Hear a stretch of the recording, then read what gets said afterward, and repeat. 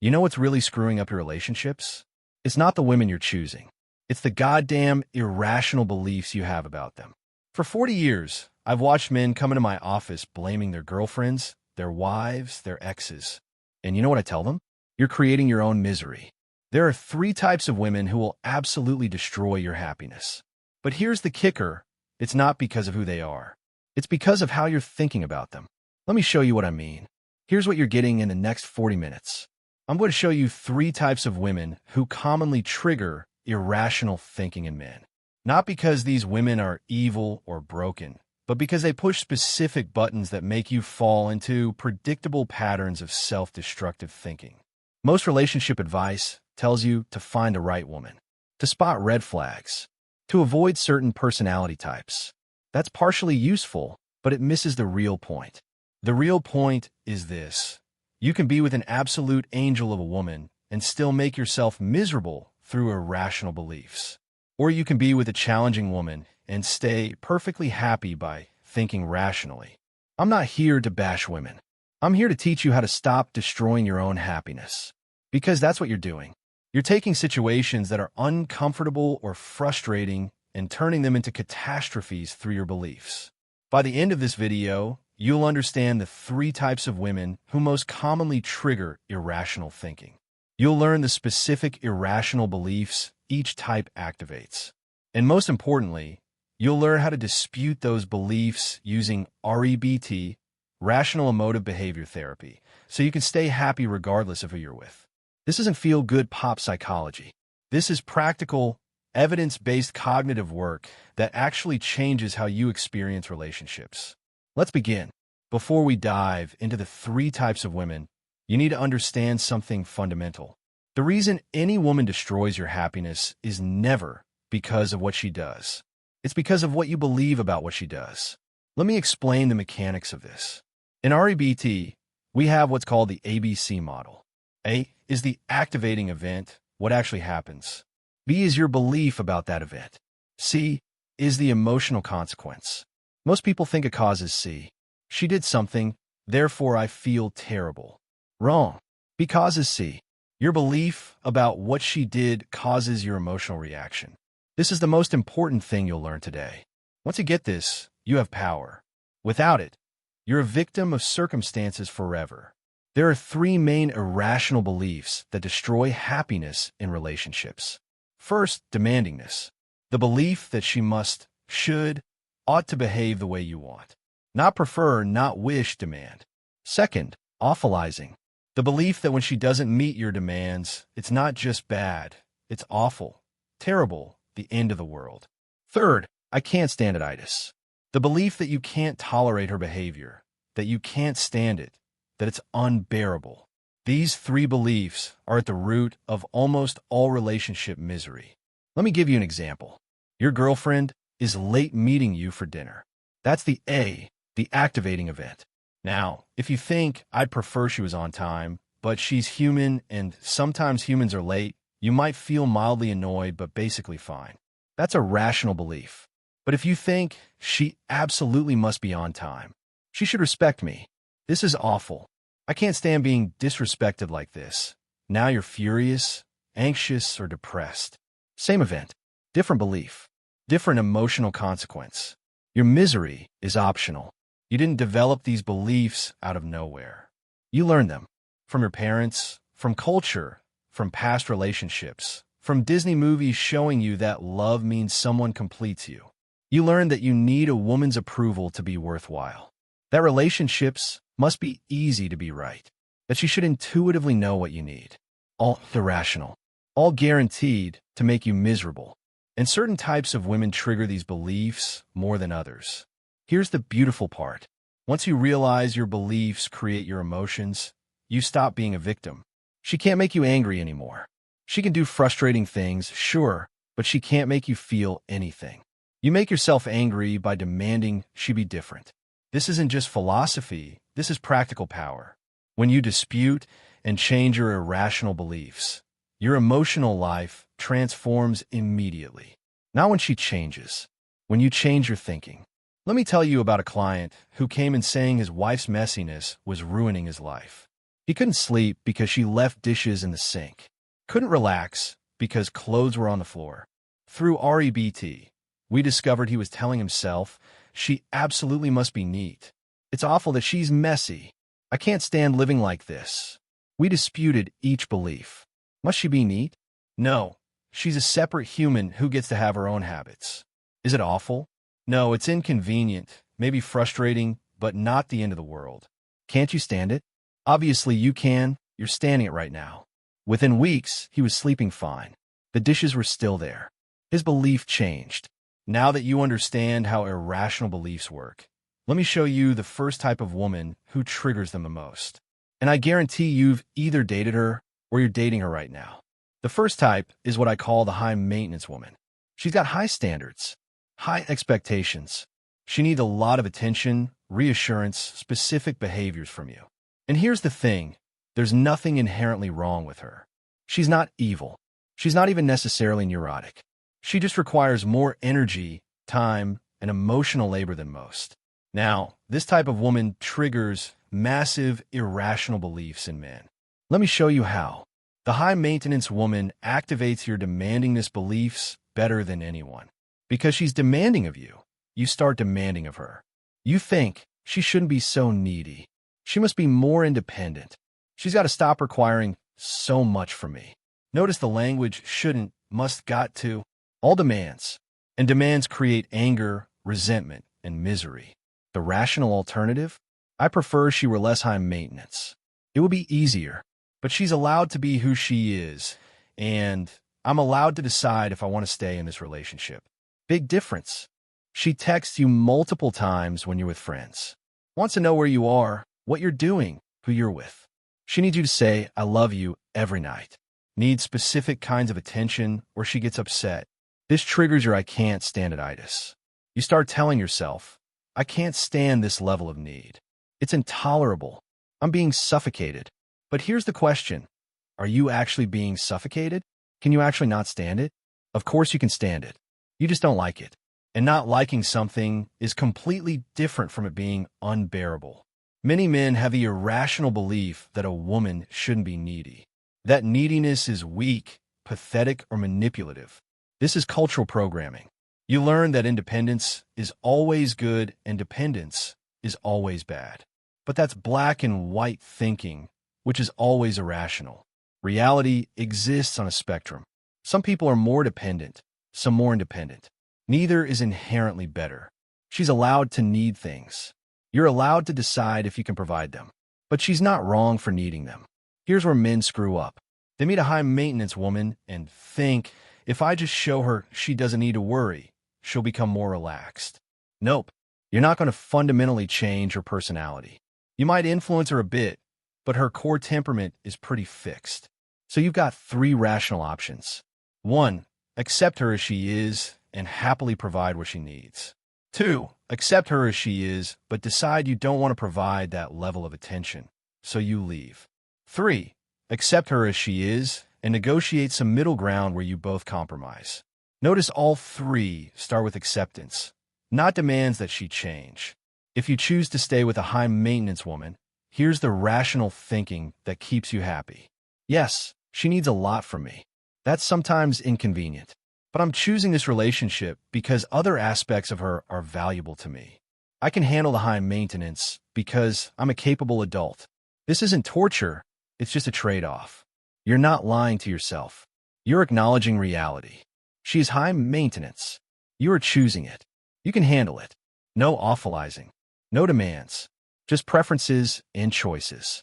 Let me share the case of a man who dated a woman who needed him to call her every night before bed, text her good morning every morning, and check in during his lunch break. He came to therapy furious, saying, "This is ridiculous. She's way too needy. She shouldn't need all this contact." We disputed it. That she shouldn't need it?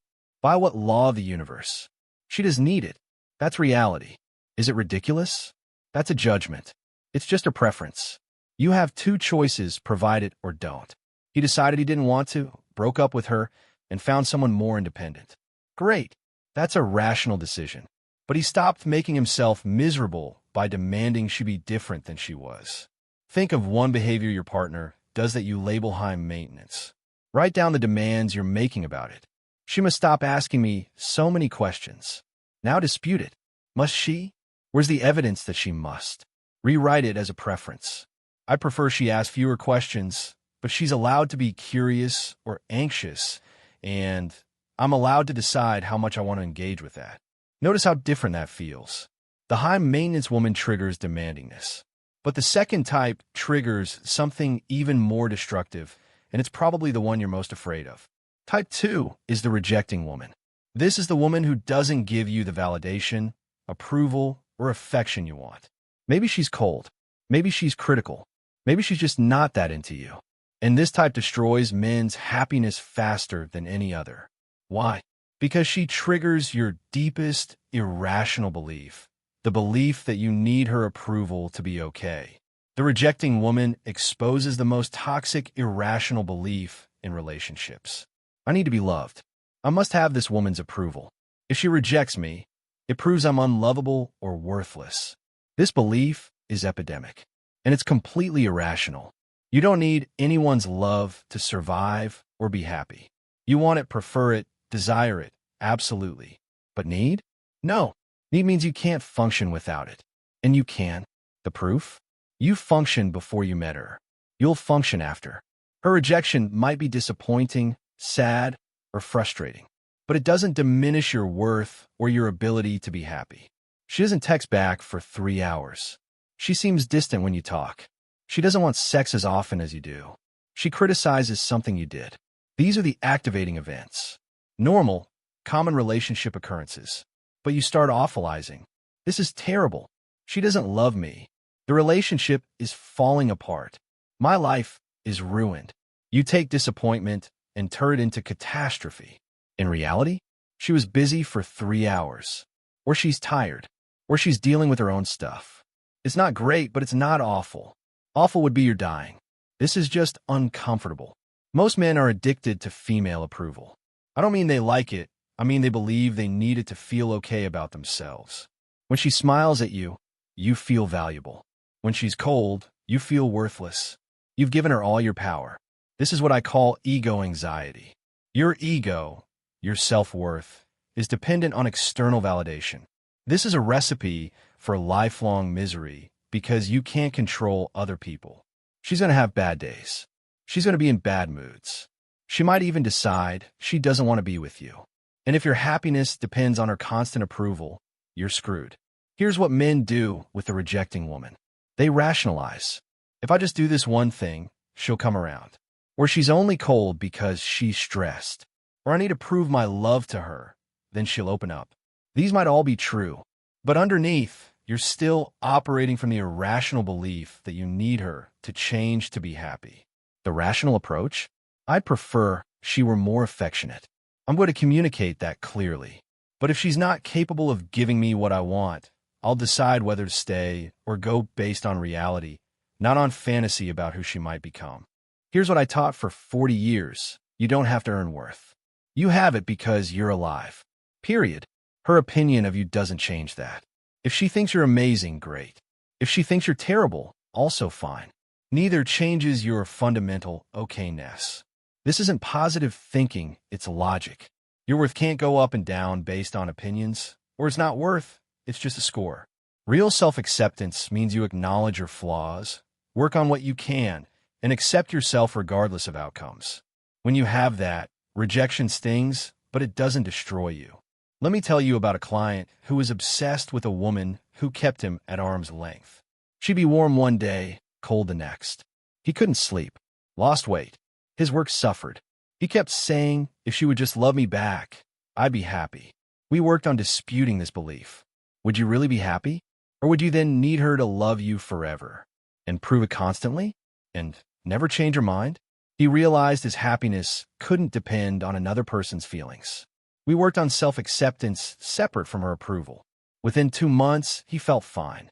She never changed. He did. Here's your homework.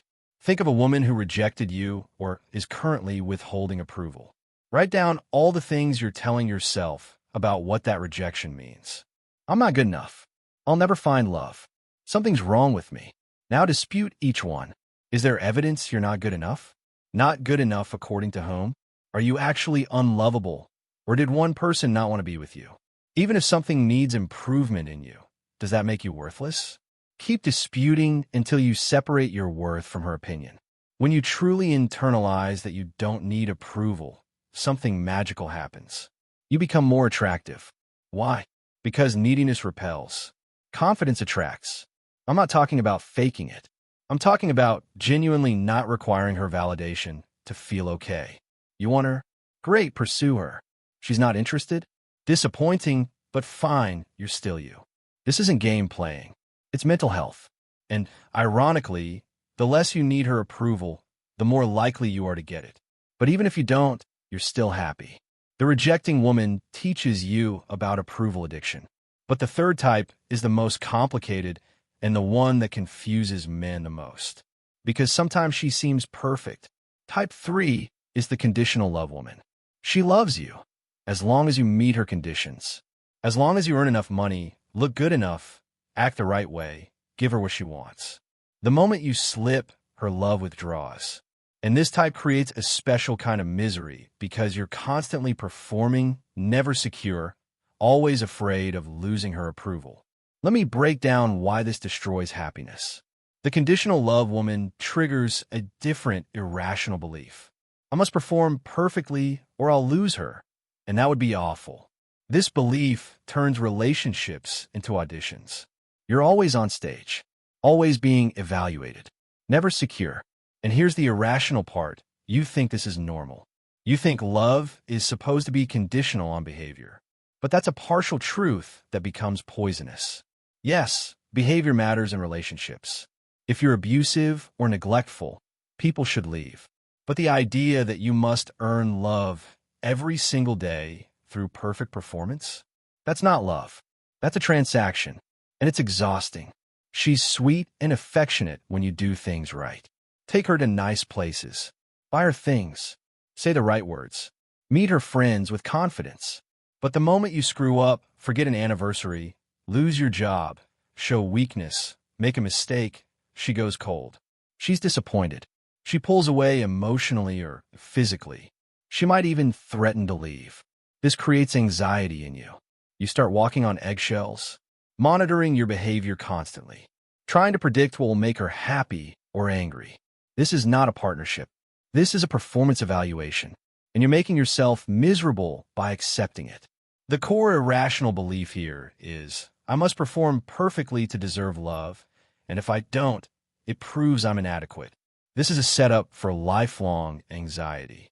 Because nobody performs perfectly, you're going to have bad days, financial setbacks, emotional moments, times when you're not your best self. If love is contingent on perfection, love is impossible. The rational alternative? I'll do my best in relationships. I'll work on myself. But I don't have to be perfect to deserve love. And anyone who withdraws love the moment I'm imperfect isn't someone I want to be with anyway. Now, don't misunderstand me. I'm not saying women shouldn't have standards. Of course they should. If you're a lazy, abusive, or dishonest person, she should leave. That's having standards. But there's a difference between standards and conditions. Standards are baseline expectations. Treat me with respect, contribute to the household, be faithful. Conditions are variable demands. Make me feel special every day, always prioritize me over everything else, never show negative emotions. Standards are reasonable. Conditions are control. And men confuse the two all the time. You know why men stay with conditional love women? Because intermittent reinforcement is addictive. When she's happy with you, it feels amazing. You got the approval. You earn the love. It's like hitting a jackpot on a slot machine. And just like gambling, the unpredictability makes it more addictive. If she loved you consistently, you take it for granted. But because you never know when you'll get that hit of approval, you keep performing, keep trying, keep hoping. This is classical conditioning, and it creates misery disguised as passion. Here's the rational approach. Ask yourself, is her love based on who I am or what I do? If it's entirely based on what you do, that's not love for you. It's love for your performance. A rational partner loves you for your character while also having reasonable expectations for behavior. She doesn't withdraw love when you're struggling. She doesn't make affection contingent on constant performance. She's a partner, not a judge. If you're with someone who only loves the successful, confident, high-performing version of you, ask yourself if that's really love at all. Let me share a case study of a man whose girlfriend would become cold and distant whenever he showed vulnerability. If he was stressed about work, she'd say, "You're being negative." If he wanted to stay home instead of going out, she'd accuse him of being boring. If he cried during a difficult family situation, she seemed disgusted. He came to therapy confused. "I thought vulnerability was supposed to be good in relationships." It is with a rational partner. With her, vulnerability meant failing to meet her conditions. We worked on disputing his belief that he must hide his humanity to deserve love. Eventually, he found someone who loved all of him, not just a highlight reel. Here's how to test if you're with a conditional love woman. Show her something you're insecure about, a fear, a weakness, a failure, not in a needy way, in an honest way. How does she respond? Does she offer support? Does she accept you? Or does she pull away, criticize, or make you feel like you're letting her down? Her response tells you everything. A healthy partner says, "You're struggling right now, and I'm here." A conditional partner says, "You're not being the person I need you to be." If you realize you're in this dynamic, here's the work. Dispute the belief that you must earn love. Remind yourself, "I want to be a good partner, but I don't have to be perfect. My worth doesn't depend on her approval. If she can't love me when I'm imperfect, that's information about her capacity, not my value." Then set boundaries. Stop performing. Show up authentically. If she withdraws love, you have your answer. This relationship is a job, not a partnership. And jobs you can quit. So those are the three types. The high-maintenance woman triggers demandingness. The rejecting woman triggers approval-seeking. The conditional love woman triggers performance anxiety. But here's what you really need to understand, and this is where most men get it wrong. Now, let me tell you something that's going to challenge you. Those three types of women, they're not actually destroying your happiness. You are. I know you don't want to hear that. I know it feels like she's the problem. But your irrational beliefs about her are what's creating your misery. Let me prove it to you. Here's the fundamental truth of REBT. Two men can be with the exact same woman. One man is miserable. One man is perfectly fine. Why? Different beliefs. Same woman, different thoughts, different emotions. This proves that the woman isn't the determining factor. Your thoughts are. And this is good news, even though it feels like bad news. Why is it good news? Because you can't control her, but you can control your thoughts. So your happiness is actually within your power, not hers. Let me give them to you straight. Irrational belief 1, I must be loved and approved by the woman I want, and it's awful if I'm not. Irrational belief 2, my partner must treat me fairly and considerately, and she's a terrible person if she doesn't. Irrational belief 3, relationship problems must be solved easily and quickly, and it's unbearable when they're not. These are the three major irrational beliefs that make you miserable with women, and I guarantee you hold at least one of them, probably all three. The high-maintenance woman seems like the problem because you believe relationships must be easy. The rejecting woman seems like the problem because you believe you must have approval. The conditional love woman seems like the problem because you believe you must be treated fairly at all times. See the pattern? The beliefs create the problem. Without those beliefs, these women are just women with certain characteristics. Some of those characteristics you like, some you don't. You make a choice. With those beliefs, these women become sources of profound suffering. Here's how you dispute irrational beliefs. Think I must be loved by her. Ask yourself these questions. Where's the evidence that I must be loved? Can I show that the universe requires this? The answer is no. There's no law that says she must love me. It would be nice, preferable, desirable. But must? No. Next question, even if she doesn't love me, does that make me unlovable? No. It means one person doesn't want to be with me. That's data, not destiny. Final question, can I still be happy without her love? Yes. It might take time. It might be sad at first, but I can absolutely survive and thrive without any one person's approval. That's rational thinking. Disputing beliefs isn't easy. Your brain has been practicing these irrational thoughts for years, maybe decades. They feel true.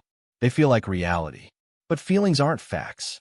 Just because you feel like you need her approval doesn't mean you actually need it. Just because it feels awful when she's cold doesn't mean it is awful. This is the work separating emotional reasoning from logical evaluation. And it takes practice. Lots of practice. You're retraining your brain.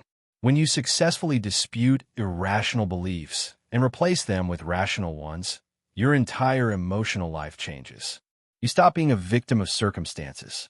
You stop giving other people power over your happiness. You become anti-fragile, not just resilient, but actually strengthened by difficulty. A woman can reject you, and you think, that's disappointing, but I'm okay. She can be high maintenance, and you think I can handle this or I can leave, both options are fine. She can withhold approval, and you think, I don't need her validation to know I'm worthwhile. This is freedom, real freedom. Let me share the case of a man who came to me after 3 divorces. He kept picking crazy women who made him miserable. Each divorce, he blamed the woman. I showed him that the common denominator in all 3 marriages was him, specifically his irrational beliefs. He demanded his wives make him happy. He awfulized any conflict. He believed he couldn't stand being uncomfortable. Through REBT, he learned to dispute these beliefs. He married a 4th time with a completely different mindset. His new wife had plenty of flaws. She wasn't perfect. But he stayed happy because he wasn't demanding perfection. Last I heard, 15 years later, they were still together. Same man, different beliefs, different outcome. Right now, write down the 3 biggest complaints you have about women or relationships. Be honest. Now look at each complaint and identify the irrational belief underneath. Women are too emotional might come from the belief she must be logical and rational at all times. Women are manipulative might come from she must always be direct and never strategic. Women don't appreciate me might come from I must receive recognition for everything I do. See how you're demanding? That's the problem. Convert each demand into a preference and notice how your emotional intensity drops. You now understand the real source of relationship misery, your beliefs. But understanding isn't enough. You need practical tools to change those beliefs in real time. So let me give you a simple process you can use every single day. All right, enough theory. Let me give you the practical method I've used with thousands of clients to actually change their thinking in relationships. This is the REBT process. It's simple, but it's not easy. You're going to have to practice this over and over. But if you do, your relationships will transform. Here's how it works. The REBT process is ABCD. A is the activating event, what happened. B is your belief about it. C is the emotional consequence. D is disputing the irrational belief. E is the new effect, the new, healthier emotion and behavior. Most people only see A and C. She did something, now I feel terrible. They skip B completely. But B is where all the power is. Because B is changeable. A already happened. C is just the result. But B, your belief that you can work with. When you're upset about something in your relationship, stop and write it down. What happened? Be specific. She didn't text me back for 4 hours. That's A. How do you feel? Anxious, angry, insecure. That's C. Now find B. What did you tell yourself about A that created C? Maybe she must text me back quickly, or it means she doesn't care. That's your belief. Most people never get this far. They just stay stuck in she didn't text me, and now I feel bad. But identifying B gives you something to work with. Now challenge that belief. Ask yourself, where's the evidence that she must text back quickly? Is there a law of the universe that says this? The answer is no. You prefer it, but there's no must. Ask, does her not texting back quickly actually prove she doesn't care? Maybe she's busy. Maybe her phone died. Maybe she's dealing with something. Not texting back is just behavior. It doesn't automatically mean anything about her feelings. Ask, even if she doesn't care as much as you want her to, is that awful or unbearable? It's disappointing. It's not what you want. But awful? Can you not stand it? Of course you can stand it. You're standing it right now. After disputing, Replace the irrational belief with a rational one. Instead of she must text back quickly, try, I prefer she texts back quickly because it makes me feel connected. But she's a separate person with her own schedule and priorities. If she doesn't text back, it's inconvenient, but it's not a catastrophe. I can handle waiting. And if this pattern bothers me too much, I can talk to her about it or make decisions about the relationship. But I don't need to make myself miserable over it right now. Notice how different that feels. The situation hasn't changed. Your belief has, and therefore your emotion changes. The E in ABCD is affect, your new emotion and behavior. With rational beliefs, your emotions become appropriate to the situation. Instead of rage or panic over a late text, you feel mild annoyance or concern. That's appropriate. And your behavior changes too. Instead of sending angry texts or withdrawing, you either wait patiently or communicate calmly. Hey, I noticed you didn't text back. Everything okay? Rational thinking leads to rational behavior, which leads to better relationship outcomes.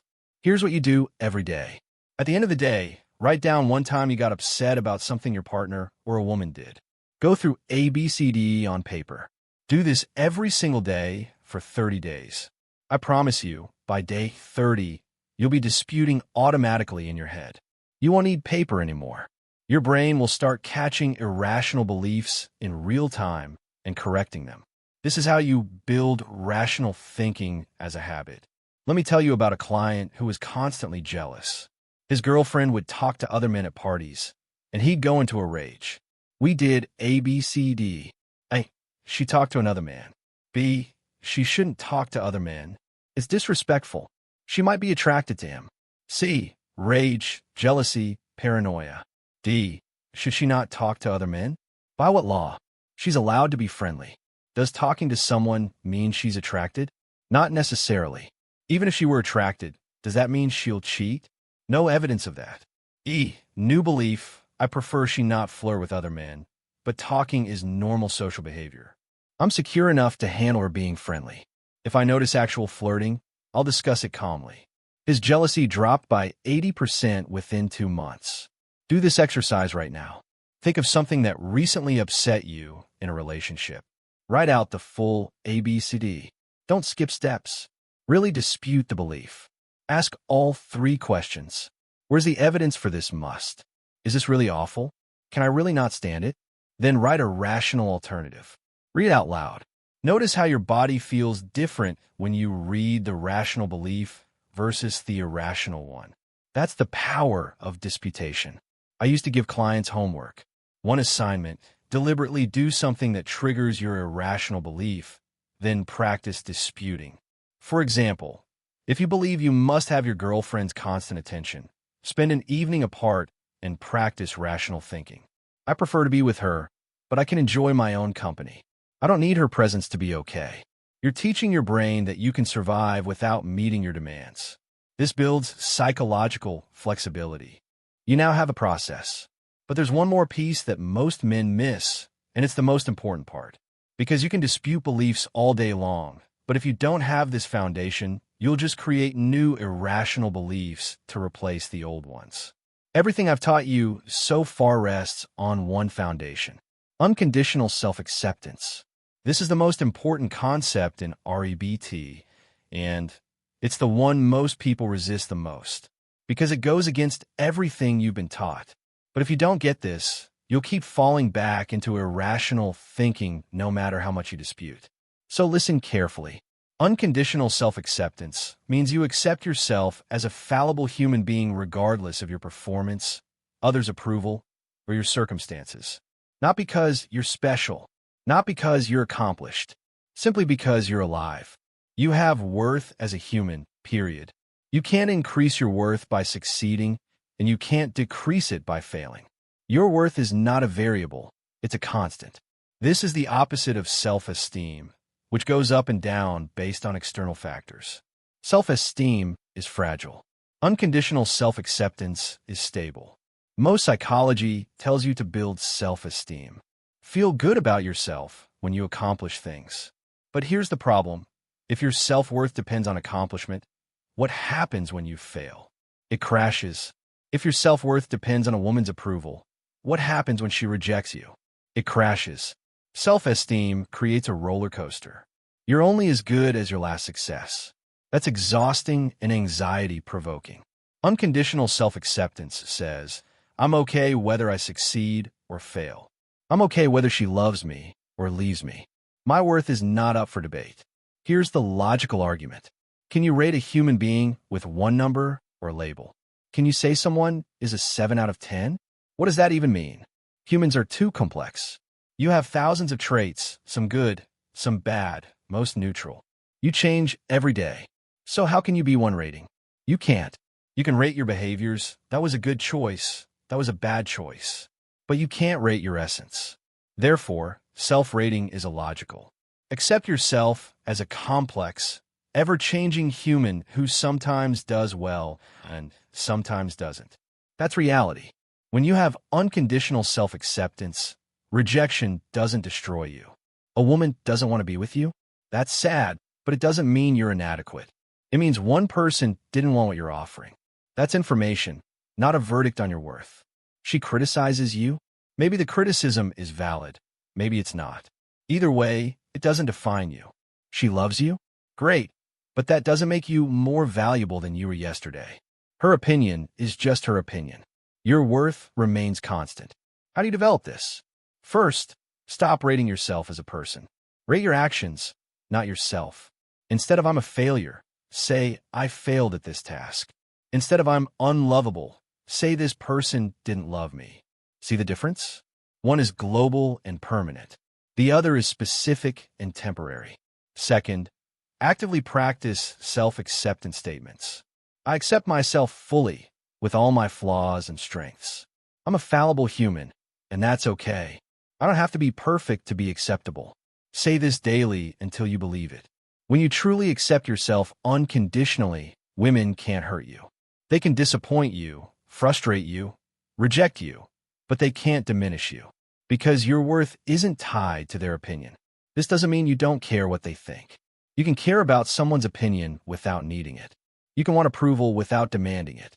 This is the difference between healthy desire and neurotic need. And that difference is everything in relationships. Let me share my personal example.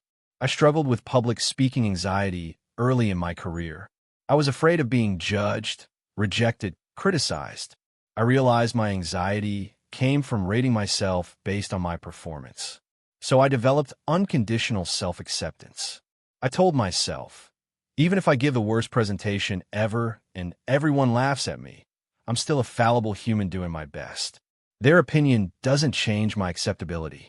With that belief, my anxiety dropped dramatically. I went on to give thousands of presentations. The key wasn't becoming a better speaker. It was accepting myself regardless of how well I spoke. Here's your assignment. Write down all the conditions you believe you must meet to be acceptable. Must earn X amount of money. Must be in a relationship. Must have a certain body. Must never show weakness. Must impress people. Now cross out every single one. Right at the top, I accept myself because I'm a living human. Nothing I do or fail to do changes my basic acceptability. Read this every morning. When you catch yourself rating your worth based on performance or approval, stop and return to this statement. So that's the foundation. Unconditional self-acceptance. When you have that, the 3 types of women lose their power over you. You can engage with them rationally, or walk away from them without collapsing. Either way, your happiness is secure. Let me bring this all together. All right, let's recap what you've learned in the last 40 minutes. There are 3 types of women who commonly trigger irrational thinking in men. Type 1, the high-maintenance woman, triggers demandingness. You demand she be easier.